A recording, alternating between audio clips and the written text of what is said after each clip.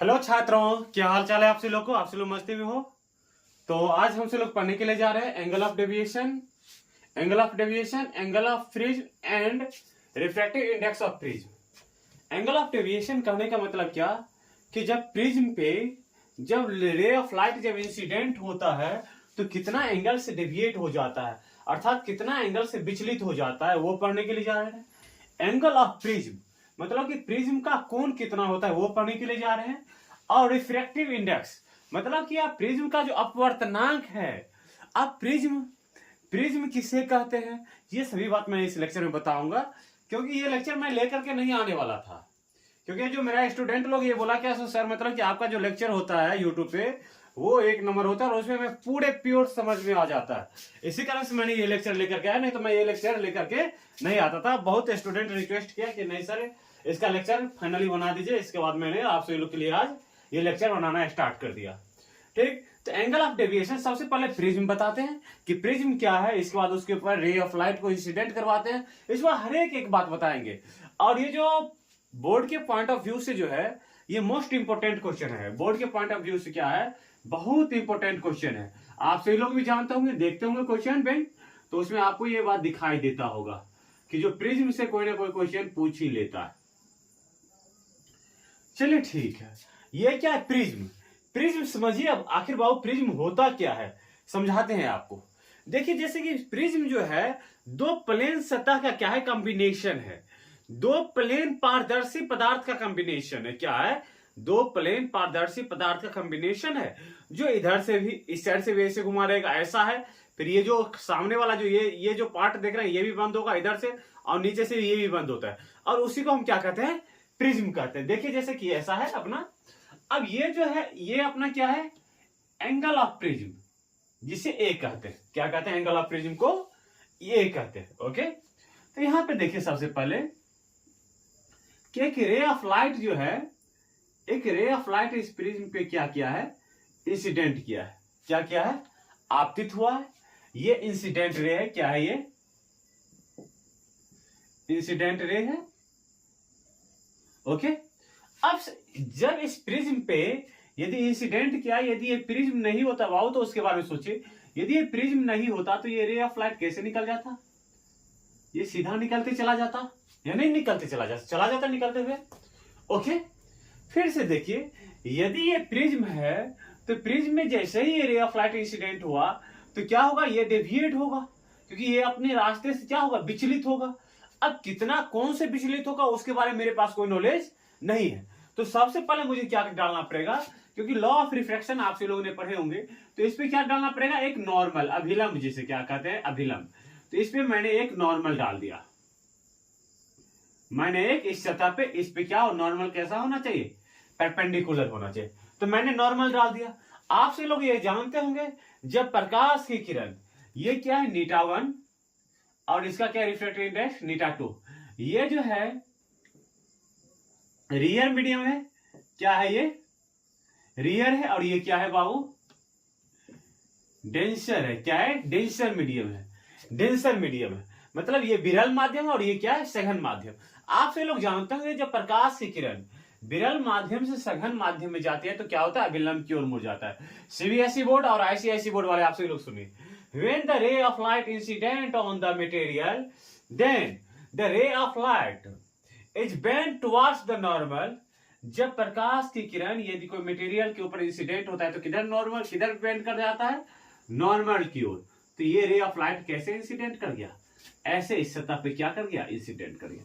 फिर से क्या है, देखिए इस सरफेस के लिए क्या है, इंसिडेंट रे है। अब फिर से मुझे क्या डालना पड़ेगा, इस सतह पे नॉर्मल डालना पड़ेगा। क्या डालना पड़ेगा बाबू, इस पे मैंने नॉर्मल डाल दिया। क्या डाल दिया, ये नॉर्मल है। यदि नॉर्मल है तो डेंसर मीडियम है ना, डेंसर मीडियम है तो ये तो रेयर मीडियम, ये रेयर और ये क्या, डेंसर। तो जब प्रकाश की किरण यदि सघन माध्यम से, ये सघन माध्यम और ये क्या है, विरल माध्यम, सघन माध्यम से विरल माध्यम में जाते हैं तो क्या होता है, अभिलंब से दूर भागती है। तो अभिलंब से क्या ये दूर भागा। ये क्या है अपना, नॉर्मल है। क्या ये नॉर्मल है, नॉर्मल है ना। अब जो है ये ऐसे डेविएट हुआ तो फिर से क्या करेगा, ये रे ऑफ लाइट ऐसे जाएगा, ऐसे जाएगा, ऐसे निकल गया। अब जो है इस एंगल पे क्या क्या मिल गया, तो ये जो पॉइंट है, ये क्या है, एंगल ऑफ डेविएशन है। क्या ये angle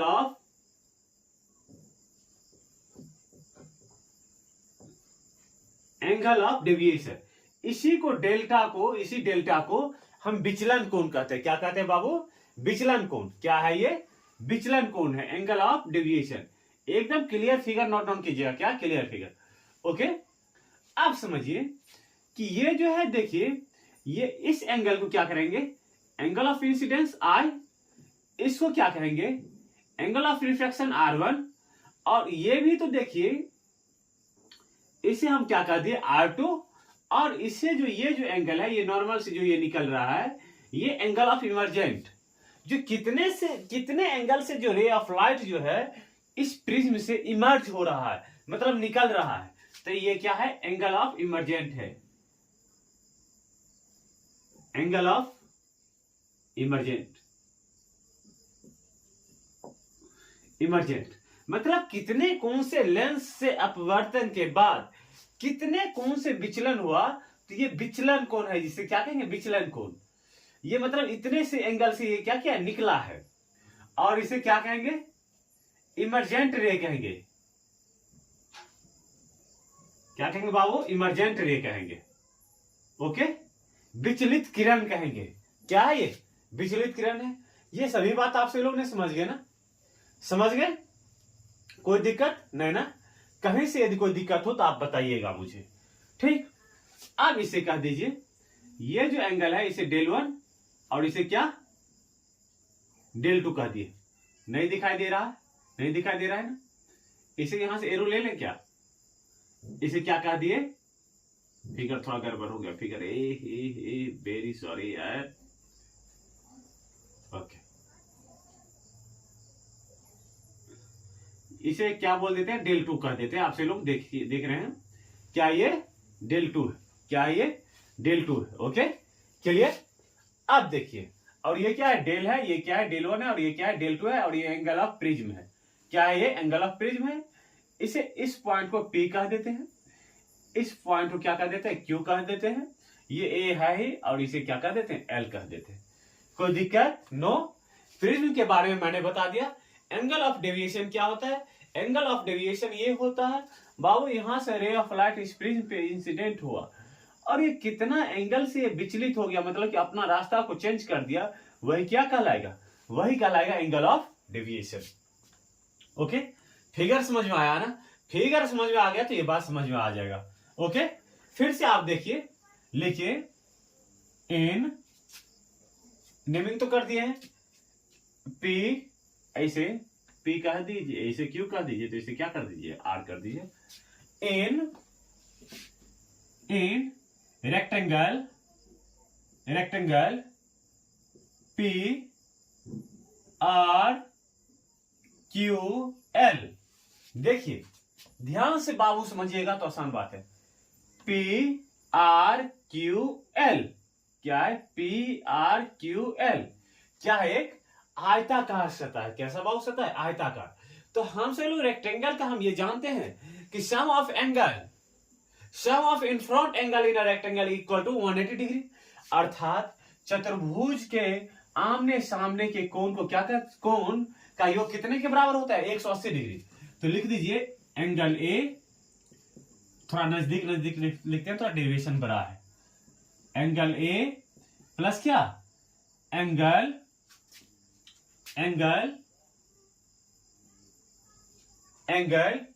P L Q equal to कितना डिग्री, 180 डिग्री। इक्वेशन फर्स्ट लिख लिए। फिर से देखिए बाबू एक सेकेंड और, कि हमसे लोग ये जानते हैं, क्या जानते हैं बाबू, कि त्रिभुज के तीनों कोणों का योग कितना होता है, सम ऑफ एंगल इन ट्रायंगल कितना डिग्री, 180 डिग्री। देखिए त्रिभुज P L Q, फिर से लिखिए in triangle P L Q, कोण में P L Q में क्या, angle R1 plus angle R2 plus angle क्या, इसे एल नहीं समझिएगा, क्या है, एंगल है, angle P L Q equal to कितना 180 डिग्री। इक्वेशन सेकेंड कौन सा, पी एल क्यू अर्थात R1 R2 और एंगल कौन सी, ये एंगल एल कितना डिग्री 180 डिग्री ना, कितना डिग्री बाबू 180 डिग्री। अब देखिए from equation first and equation second we get, हम समीकरण 1 और 2 से ये पाते हैं कि यदि LHS बराबर RHS बराबर है तो LHS बराबर होगा, ये तो बात हम सब लोग जानते हैं। तो लिख दीजिए एंगल A प्लस एंगल क्या PLQ बराबर एंगल R1 प्लस क्या एंगल R2 प्लस क्या एंगल PLQ लिख सकते हैं। फिर से एंगल PLQ को इस साइड ले आइए, एंगल A प्लस क्या एंगल PLQ माइनस क्या एंगल का थोड़ा एंगल PLQ बराबर क्या एंगल R1 प्लस क्या एंगल R2। ये दोनों तो क्या हो गया, कैंसिल हो गया, नहीं हो गया। तो क्या एंगल A बराबर क्या लिख दे R1 प्लस क्या R2। यही तो था वो एंगल ऑफ प्रिज्म, क्या था ये एंगल ऑफ प्रिज्म, यही तो है एंगल ऑफ प्रिज्म A, यही तो है एंगल ऑफ प्रिज्म ना। कितना एंगल से ये एक दूसरे को मिला था वही एंगल तो ज्ञात करना था। तो क्या है एंगल ऑफ प्रिज्म, और एंगल ऑफ प्रिज्म यदि आपको आप डिटरमाइन करने के लिए यदि कोई बोल दे तो आप सीधा बात, यदि आपको एंगल ऑफ प्रिज्म नहीं दे और रिफ्रैक्टेड एंगल दे दे, क्या दे दे रिफ्रैक्टेड एंगल दे दे, तो एंगल ऑफ प्रिज्म बराबर क्या लिख देंगे, एंगल ऑफ प्रिज्म A बराबर R1 प्लस क्या R2। बात क्लियर। एंगल ऑफ प्रिज्म नहीं मालूम है, सीधा पूछ ले, फाइंड, यदि आपसे कोई पूछ दे कि find the angle of prism and refracted, आप क्वेश्चन में दे देगा कि angle of refraction R1 is equal to 30 degree and angle of refraction R2 is equal to कितना 60 डिग्री दे दिया, सपोज डेट दे दिया। तो अब एंगल ऑफ प्रिज्म कितना डिग्री, एंगल ऑफ प्रिज्म कितना R1 प्लस क्या R2 कितना हो जाएगा बाबू, तो 30 डिग्री और प्लस कितना डिग्री 60 डिग्री, कितना डिग्री बाबू 90 डिग्री। तो एंगल ऑफ प्रिज्म कितना हो जाएगा बाबू 90 डिग्री। बात क्लियर, कोई दिक्कत नहीं ना, ओके। अब समझ जाइए ये बात हो गया। अब देखिए नेक्स्ट बात, नेक्स्ट एंगल ऑफ प्रिज्म तो हमने निकाल लिया, अब क्या निकालना है एंगल ऑफ प्रिज्म। हाँ ये बात आपको क्लियर हो गया। अब क्या निकालना है एंगल ऑफ डेविएशन, कितना कौन से ये जो एंगल है, ये जो डेल एंगल है, ये कितना एंगल है, तो ये निकालना है। लिखिए फिर से, आसान बात है। इन ट्रायंगल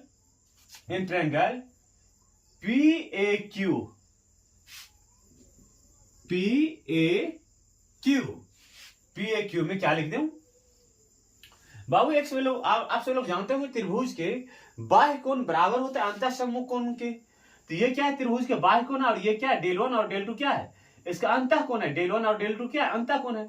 तो ये जो है डेल बराबर क्या डेल 1 प्लस डेल 2 लिख सकता हूं क्या, हम सब लोग त्रिभुज से जानते हैं the exterior angle is sum of the two interior angle of the triangle, यही ना। तो बाह्य कोण बराबर होता है अंतः सम्मुख कोणों के योग के। तो डेल 1 प्लस क्या डेल 2 लिख सकता हूं, कोई दिक्कत नहीं है मेरे लिए, ओके। अब समझिए यहां तक ये क्या है अपना एंगल ऑफ डेविएशन। यहां तक में यदि आपको कोई दिक्कत हो तो आप मुझे बताइए, कोई दिक्कत तो नहीं है ना।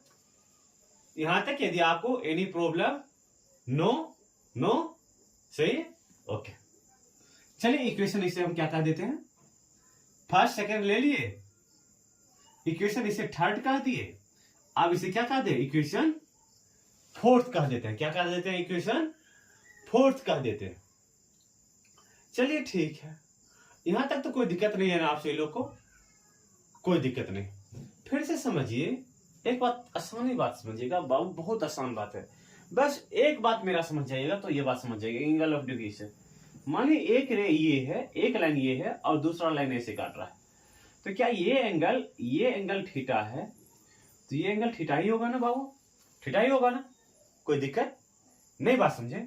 यदि कोई लाइन को दूसरा लाइन यदि इंटरसेक्ट कर रहा है चाहे बाइसेक्ट कर रहा है, तो यदि थीटा 1 है तो ये भी कितना होना चाहिए, थीटा 1 ही होना चाहिए ना, होना चाहिए नहीं होना चाहिए, एकदम होना चाहिए, कोई दिक्कत नहीं ना, होना चाहिए। ओके चलिए ठीक है, आप सभी लोग मान लो होना चाहिए।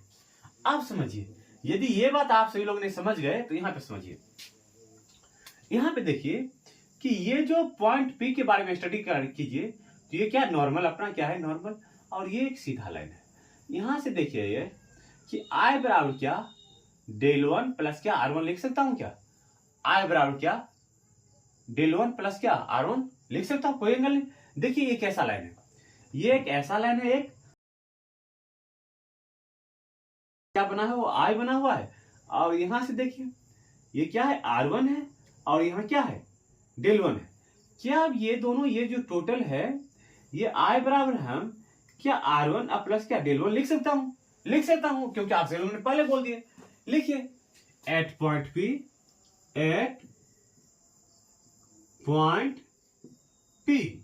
P के बारे में यदि स्टडी करते हैं तो एंगल I बराबर क्या एंगल डेल 1 प्लस क्या एंगल R1। ठीक, फिर से लिखिए एट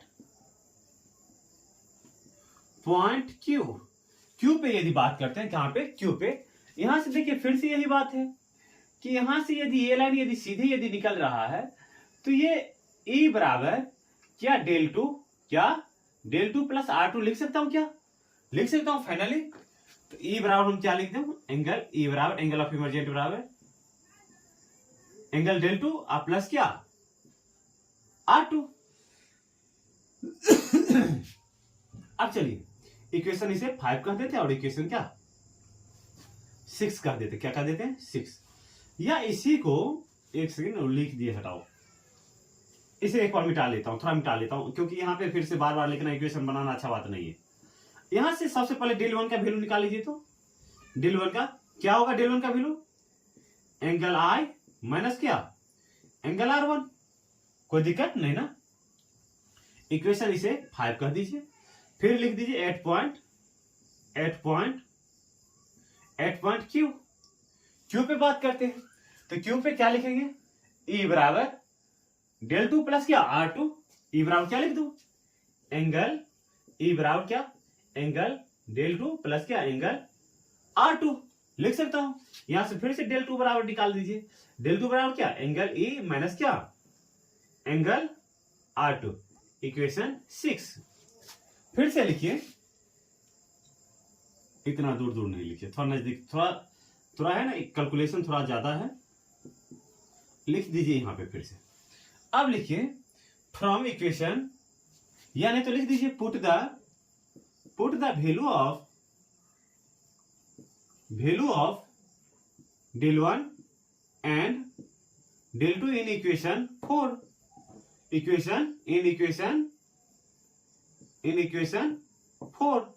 इक्वेशन 4 में इसको रख दीजिए।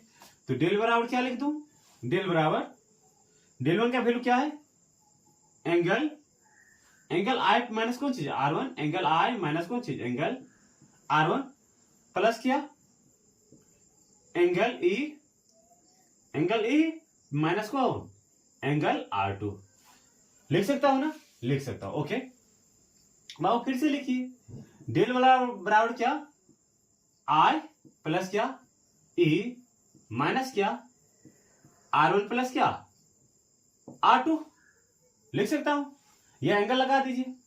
या डेल बराबर क्या लिख सकता हूं I प्लस क्या E माइनस क्या एंगल ऑफ प्रिज्म, यही तो था एंगल ऑफ डेविएशन, इसी को तो कहते थे एंगल ऑफ डेविएशन। कितना कौन से विचलित हुआ, यदि आपको यदि कोई पूछ दे कि एंगल ऑफ डेविएशन कितना होगा, एंगल ऑफ डेविएशन कितना होगा, और आपको इंसिडेंट रे दे दे, इमर्जेंट रे दे दे, और एंगल ऑफ प्रिज्म दे दे, मान लिया जाए कि आपसे पूछ दे कि एंगल ऑफ डेविएशन, मान लिया जाए कोई रे ऑफ लाइट जो है मान लिया 30 डिग्री कौन से कहां पे इंसिडेंट हो रहा है, एक प्रिज्म पे, I बराबर कितना दे दिया, दे 30 डिग्री दे दिया, ठीक, E बराबर दे दिया, मान लिया जाए E बराबर दे दिया आपको 60 डिग्री दे दिया,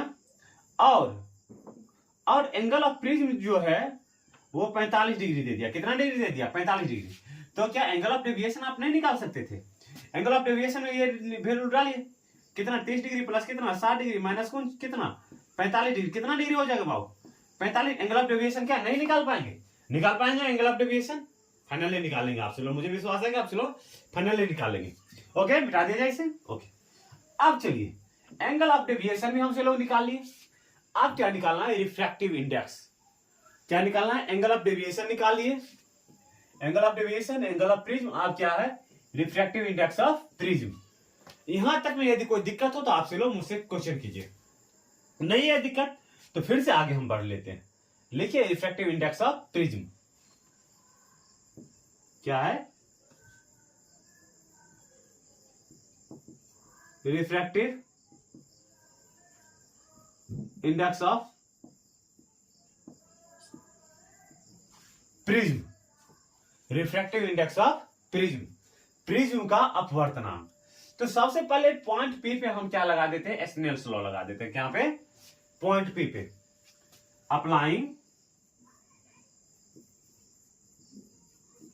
अप्लाइंग स्नेल्स लॉ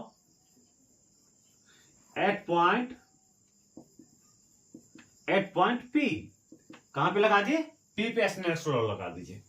तो स्नेल्स लॉ कहता है angle of incidence sine angle of incidence to the sine angle of refraction equal to the refractive index of n2 by क्या? n1। तो लिख दीजिए sign i by sine r1। क्या यही तो है? r1 यही तो है जो टेंशन मीडियम है, जो इसका जो मतलब कि एंगल ऑफ रिफ्रैक्शन यही तो है, बाय क्या? n2 अपन क्या? n1। लिख सकता हो ना, कोई दिक्कत नहीं ना। फिर से लिख दीजिए बाबू इसी बात को। क्या? साइन नीटा वन साइन आई, क्या? नीटा 1 साइन आई इक्वल टू क्या? नीटा 2 साइन क्या? r1 साइन क्या? r1। इक्वेशन कितना है बाबू? यहां तक कहां तक आए थे? इसे 3 4 5 6, ये इसे 7 कर दीजिए और इसे क्या कर दीजिए? 8 कर दीजिए। ठीक, फिर से लिखिए क्या ना, फिर से लिखिए refractive index applying Snell's law at point P at point Q, applying Snell's law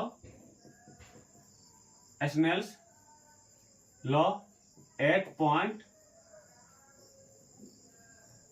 Q पे हम लगाते हैं। ये क्या है? रियर मीडियम है। ठीक, कहां पे लगाएंगे? क्यू पे। तो फिर से लिखिए साइन एंगल ऑफ इंसिडेंस। अब साइन एंगल ऑफ इंसिडेंस यहां पे इस सतह के लिए तो r2 इंसिडेंस एंगल है, तो यहां पे क्या लिख दीजिए? r2। फिर से sign angle of refraction, sign angle of refraction कितना है? E2 है ना, क्या है? E है, तो यहां पे लिख दीजिए साइन E। ओके, फिर से लिखिए क्या? कि sign angle of refraction, angle of refraction कहां पे है भाई साहब? तो नीटा 1 में है ना, तो नीटा 1 बाय क्या?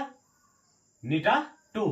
रिफ्रैक्टिव इंडेक्स ऑफ मतलब कि प्राइमरी मीडियम यहां पर प्रथम मीडियम इस सतह के लिए तो यही है ना, नीटा 2 है ना। यहां से लिख दीजिए नीटा 2 इंटू क्या?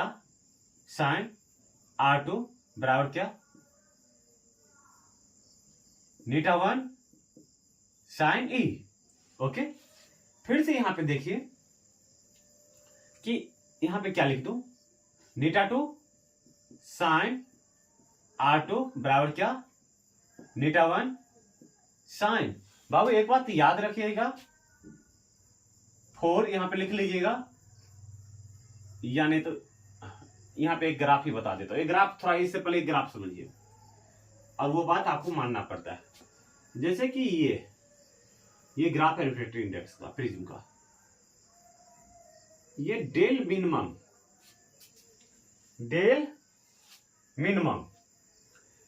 मिनिमम के लिए ये क्या है? डेल मिनिमम है, और ये क्या है? ये अपना ई होता था, यही तो होता था ई। एक सेकेंड, ब्रेन पानी दीजिए। हाँ चलिए, एंगल ऑफ इमर्जेंट, ओके ई होता था। जब मिनिमम के लिए जो होता था, डेल मिनिमम के लिए डेल मिनिमम के लिए कौन चीज के लिए, डेल मिनिमम के लिए आई बराबर क्या हो जाता था, ई हो जाता था। आई बराबर क्या हो जाता था, ई हो जाता था। क्या होता था बाबू, आई बराबर ई हो जाता था। फिर से यहां पे लिख दीजिए, यदि आई बराबर, यदि मिनिमम डेविएशन के लिए आई बराबर कितना हो जाता था, ई, तो साइन आई से लिख सकता हूं क्या, ई को हम क्या लिख सकते हैं, साइन आई लिख सकता हूं। अब यहां से समझिए एक बात कि ये जो इक्वेशन इसे 9 कर दीजिए। इक्वेशन क्या, 9।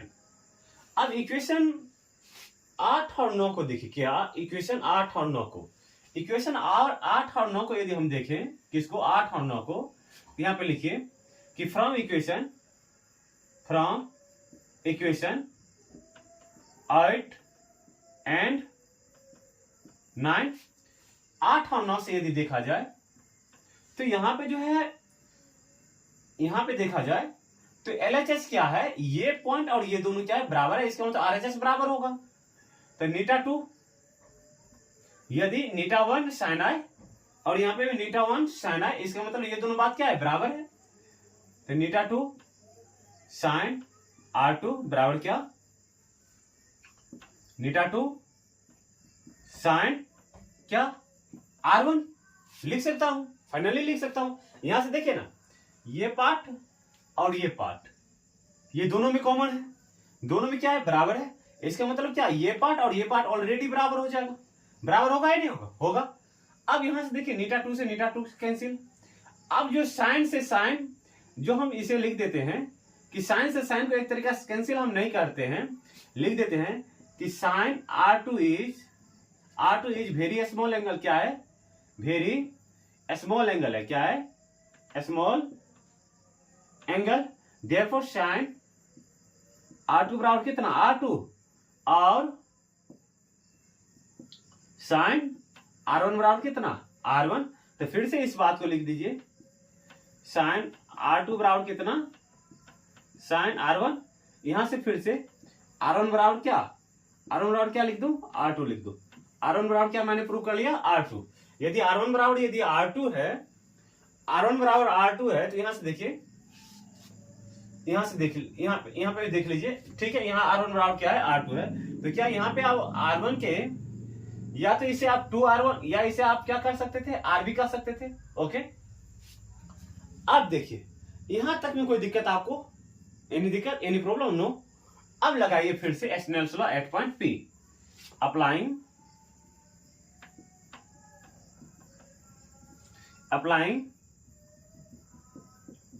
स्नेल्स लॉ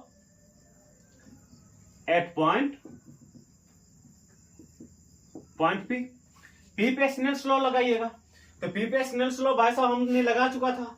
यहां पे देखिए क्या है,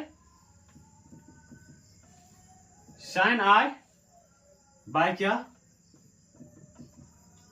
साइन R1 बाय क्या, नीटा 2 बाय नीटा 1 लिख सकते थे ना। अब साइन I यहां से I का वैल्यू हम निकाल सकते हैं या नहीं, I का वैल्यू तो यहां से फिर से निकाल सकते थे।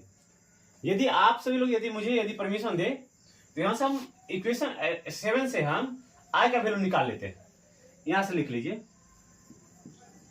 यदि फ्रॉम इक्वेशन 8, या इसे एक स्टेप और लिख लीजिए, नीटा 1 साइन I बराबर को क्या, नीटा 2 साइन R, या R1, या R1 बराबर करते R लिख दिए। ओके, यहां से नीटा 2 बराबर क्या लिख दें, नीटा 2 बराबर क्या लिख दें, नीटा 1 साइन I बाय क्या, नीटा 1 साइन I बाय क्या, साइन R। साइन कितना, R, इतना लिख सकता हूं या नहीं लिख सकता हूं, लिख सकता हूं फाइनली। अब देखिए ये क्या है अपना नीटा 2 क्या था, रिफ्रैक्टिव इंडेक्स था। अब देखिए फ्रॉम इक्वेशन 8, कहां से, इक्वेशन 8 से हम देखते हैं, 7 से देखते हैं, इक्वेशन 7 से फ्रॉम, एक तो ये आपका रिफ्रैक्टिव इंडेक्स प्राप्त हो गया, या फ्रॉम इक्वेशन 7, इक्वेशन कितना 7 से, यहां से। और आई बराबर हमसे लोग ने क्या प्रूफ कर लिया था, आई बराबर, हाँ आई बराबर क्या मान लिया था, ए मान लिया था। इसी कारण से हम क्या इसे डेल को हम डेल बराबर क्या 2i माइनस क्या ए लिख सकता हूं, डेल को क्या लिख सकता हूं 2i माइनस ए। फिर से लिखिए कि 2i बराबर डेल प्लस ए, फिर से i बराबर हम क्या लिख सकते हैं, डेल प्लस ए बाय कितना, डेल प्लस ए बाय 2 लिख सकते हैं, नहीं लिख सकते, लिख सकते हैं। फिर से इसमें वैल्यू डाल दीजिए, इसको नीटा 2 में, नीटा 2 को क्या लिख सकता हूं, नीटा 1 साइन डेल प्लस ए बाय 2 बाय कितना साइन आर, और साइन आर लिख सकता हूं, नहीं लिख दीजिए साइन आर।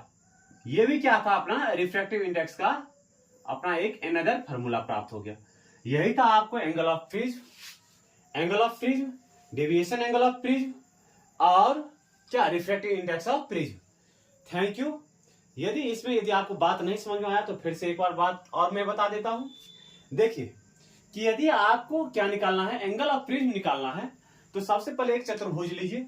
इसमें क्या चतुर्भुज लिया ना, PRQL, PRQL, PRQL में ये जो है मैं ये जानता हूं कि सामने के कोण के योग कितना होता है 180 डिग्री। मैंने ये एंगल ए प्लस क्या एंगल एल, एंगल एल बराबर कितना डिग्री 180 डिग्री ले लिया। फिर से मैंने लिखा त्रिभुज PLQ, त्रिभुज PLQ, PLQ में क्या लिख दिए एंगल R1 प्लस क्या एंगल R2 प्लस क्या एंगल एल बराबर कितना 180 डिग्री। अब यहां से देखिए ये एंगल और ये एंगल क्या है बराबर है, RHS बराबर तो LHS बराबर हो गया। तो यहां से क्या निकाली मैंने, ये ए निकाली, क्या निकाली मैंने, यहां से मैंने एंगल ए निकाल लिया, एंगल ऑफ प्रिज्म। यहां से यदि आपसे यदि एक बात पूछ ले कि यहाँ पे तो हमने ये प्रूफ क्या दिया कि R1 बराबर R2, तो एंगल ए बराबर आपसे यदि कोई कह देता एंगल ए बराबर क्या लिख देता 2R लिख देता, क्या लिख देता 2R। फिर से यदि R बराबर हम क्या लिख देते a/2। फिर से यदि इसी फॉर्मूला को यदि आपसे यदि कोई पूछते लिखने के लिए तो क्या लिख दे नीटा 1 sine del plus a/2 by क्या साइन r/2। ये भी आपका रिफ्रैक्टिव इंडेक्स ऑफ प्रिज्म का क्या है फार्मूला, क्या है फार्मूला। यहां से फिर से मैंने यहां से डेविएशन एंगल आप निकालना, यहां से भी निकालिए, फिर से डेविएशन एंगल विचलन कोण, ये जो डेल एंगल है ये निकालना था। तो फिर से मैंने क्या लिया त्रिभुज PAQ, त्रिभुज क्या ट्रायंगल, ट्रायंगल PAQ, PAQ में ये क्या है डेल क्या है बाह्य कोण है। तो बाह्य कोण क्या होता है बराबर होता है सम्मुख अंतःकोण के। तो यहाँ पे डेल बराबर क्या डेल 1 प्लस क्या डेल 2 कर दिए। फिर से आप लिखिए पॉइंट P पे मैंने क्या किया लगा दिया। फिर से मैंने क्या किया कि एक लाइन पे यदि दूसरा लाइन यदि इंटरसेक्ट करता है तो सम्मुख कोण क्या होता है बराबर होता है। तो मैंने यहाँ पे I बराबर क्या लिख दिया डेल 1 प्लस क्या R1। फिर से यहाँ से डेल 1 का वैल्यू निकाल लिया। फिर से पॉइंट Q पे मैंने क्या किया कि फिर से यही बात लगा दिया। यहाँ पे देखिए ये कोण और ये पूरा कोण क्या होना चाहिए बराबर होना चाहिए। तो डेल 1 बराबर फिर क्या फिर से यहाँ पे E बराबर क्या लिख दिया डेल 2 प्लस क्या R2, E बराबर क्या डेल 2 प्लस क्या R2। फिर से यहाँ से मैंने डेल 2 का वैल्यू मैंने निकाल दिया। फिर से ये सभी वैल्यू को मैंने क्या कर दिया इक्वेशन 4 में रख दिया। यहां से मुझे क्या निकल गया एंगल ऑफ इमरजेंट निकल गया। क्या निकल गया एंगल ऑफ इमरजेंट, या सॉरी एंगल ऑफ डेविएशन निकल गया। एंगल ऑफ डेविएशन भी यहां से निकाल सकते हैं और एंगल ऑफ इमरजेंट भी निकाल सकते हैं। यदि आपसे कोई पूछ देता कि एंगल ऑफ इमरजेंट कितना होगा तो एंगल ऑफ इमरजेंट क्या होता, एंगल ऑफ इमरजेंट क्या हो जाता बाबू डेल प्लस ए माइनस क्या आई। ये क्या हो जाता बाबू एंगल ऑफ इमरजेंट। यदि कोई आपसे पूछ देता कि एंगल ऑफ इमर्जेंट कितना है, तो एंगल ऑफ इमर्जेंट इतना है, और एंगल ऑफ डेविएशन कितना है, एंगल ऑफ डेविएशन इतना है। फिर से मैंने क्या किया कि अब मुझे क्या निकालना है, रिफ्रैक्टिव इंडेक्स। एक जो अपना ये टॉपिक था रिफ्रैक्टिव इंडेक्स, रिफ्रैक्टिव इंडेक्स मैंने यहाँ पे हेडिंग भी लगा लिया, रिफ्रैक्टिव इंडेक्स ऑफ प्रिज्म। तो apply Snell's law, point P पे मैंने स्नेल्स लॉ लगा दिया। स्नेल्स लॉ के अनुसार से मतलब कि साइन आई बाई कौन क्या, साइन R1 पहले इस पॉइंट पी पे लगाया, तो साइन आई बटा क्या, साइन R1 बाय क्या, N2 अपन क्या, N1 नीटा 1 अपन क्या, नीटा 2 अपन क्या, नीटा 1। फिर से मैंने इसे सॉल्व किया। फिर से मैंने क्या किया कि पॉइंट क्यू पे भी मैंने स्नेल्स लॉ लगा दिया, साइन R2 अपन क्या, एंगल ऑफ इमर्जेंट या, और N1 अपन क्या, N2। फिर से इसे सॉल्व कर दिया। मैंने सॉल्व कर दिया तो मैंने यहां से प्राप्त हुआ कि ये वैल्यू और ये वैल्यू दोनों वैल्यू क्या है, बराबर है, नीटा 1 साइन आई और यहाँ पर क्या है, नीटा 1 साइन आई। इक्वेशन 8 और 9 को मैंने देखा तो भाई साहब एक साइड क्या है, बराबर है, तो दूसरा साइड ऑलरेडी बराबर होना चाहिए, तो मैंने ये चीज कर लिया। तो फिर से यहां से मुझे क्या हुआ, नीटा टू कैंसिल हो गया, और यहां से ये बात प्रूव हो गया कि R1 बराबर कितना, R2। फिर से मैंने क्या किया कि पॉइंट पी पे अब रिफ्रैक्टिव इंडेक्स ऑफ प्रिज्म निकालने के लिए मैंने क्या, पॉइंट पी पे स्नेल्स लॉ लगा दिया। तो साइन आई बाय क्या, साइन R1 N2 अपन N1। यहां से मैंने यहाँ नीटा टू का मैंने यहां से वैल्यू निकाल लिया, क्या है, नीटा 1 क्या, नीटा 1 बाय क्या, साइन आई बाय क्या, साइन R। फिर से यहां से मैंने इक्वेशन 7 से, कहा इक्वेशन 7 से हमने ये बात यहां पे मान लिया कि मिनिमम डेविएशन के लिए क्या है, आई बराबर क्या, ई होता है। आई बराबर क्या होता है, यहाँ पे लिख दीजिए, बगल में थोड़ा और डिस्टेंस, नहीं तो आपसे लोग थोड़ा मिस्टेक। आई बराबर क्या, मिनिमम डेविएशन के लिए आई बराबर क्या हो जाता है, ई हो जाता है। तो फिर यहां से मैंने क्या लिख दिया, आई बराबर क्या, यहाँ पे 2a लिख दिया, 2i माइनस क्या, a। और फिर से मैंने यहां से आई का वैल्यू निकाल लिया और आई का वैल्यू मैंने इस इक्वेशन में डाल दिया। तो फिर से ये वैल्यू मुझे प्राप्त हो गया, एक नया फॉर्मूला फिर से मुझे प्राप्त हो गया। फिर से मैंने क्या किया कि यहां से देखिए, यहां से कि जो R1 और R2 क्या है, बराबर है। तो फिर से मैंने ये बात यहां से देखिए कि एंगल ए बराबर क्या, 2R1 2R, तो R बराबर क्या, a बाई 2। फिर से यहाँ पे R को मैंने वैल्यू डाल दिया, R सॉरी वेरी सॉरी, यहाँ देखिए नहीं दिखता तो वो हो जाता, R का वैल्यू मैंने यहाँ पे डाल दिया, क्या हो गया, a बाई 2 हो गया, a बाई 2 हो गया। फिर से मैंने इसे सॉल्व करके एक नया फॉर्मूला हो गया। तो थैंक यू, आज के वीडियो में इतना ही। नेक्स्ट वीडियो में आपसे लोग के लिए लेकर के आता हूं। क्या होता है बाबू, मैग्निफिकेशन, एंगुलर मैग्निफिकेशन क्या होता है, एंगुलर मैग्निफिकेशन का डेविएशन क्या होता है, एंगल ऑफ प्रिज्म तो आपको मैंने पढ़ा दिया। फिर से मैंने क्या, टेलीस्कोप क्या होता है, मैक्रोस्कोप क्या होता है, ये सभी बात मैंने आपको नेक्स्ट लेक्चर में बताऊंगा। आज के लिए इतना ही, और आपसे लोग मेहनत कीजिए, कोई बात नहीं है, लास्ट टाइम में आपसे लोग मेहनत करेंगे तो बहुत अच्छा रिजल्ट होगा। Thank you.